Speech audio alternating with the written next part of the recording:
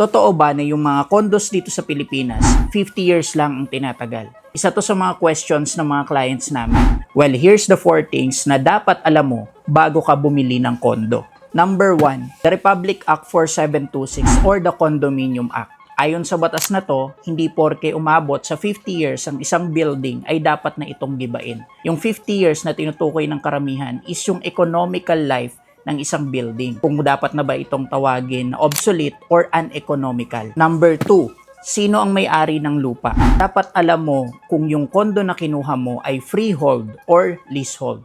Pag sinabing freehold, ito yung perpetual ownership na kung saan pag dumating yung time after 60 years, 70 years, or 100 years na kailangan ibenta yung lupa or yung building, meron ka pa ring share na makukuha doon sa mapagbebentahan ng lupa or sa itatayo na bagong building. Pag sinabi namang leasehold, inuupahan lang ng developer yung lupa.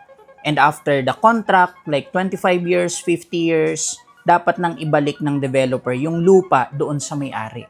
And sa ganitong sitwasyon, pwedeng mawala yung investment mo. Number 3, tatagal ba yung building ng higit sa 50 years? Sa modern technology na ginagamit nila ngayon sa pagtayo ng mga buildings, kaya nitong tumagal up to 100 years basta maayos ang maintenance. So maintenance is the key. Kung masipag ang Homeowners Association na mag-renovate at mag-maintain ng building, kaya nitong tumagal ng more than 50 years. Number 4, ano ang mangyayari sa mga unit owners kung umabot sa point na kailangan ng ibenta yung property? So huwag kang mag-alala dahil hindi ka naman basta-basta palalayasin sa kalsada dahil shareholder ka ng condominium corporation. So meaning, may say ka sa magiging desisyon. Kung ire-renovate ba, ire-redevelop, or ibebenta yung property.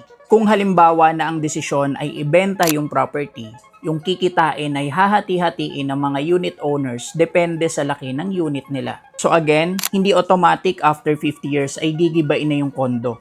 Yung 50 years, ang tawag doon is assessment period. Kung saan, i-assess nila kung dapat pa bang panatilihin yung building or yung kondo or mas okay na ibenta na lang para mas kumita or mapakinabangan pa yung tumaas na value ng lupa.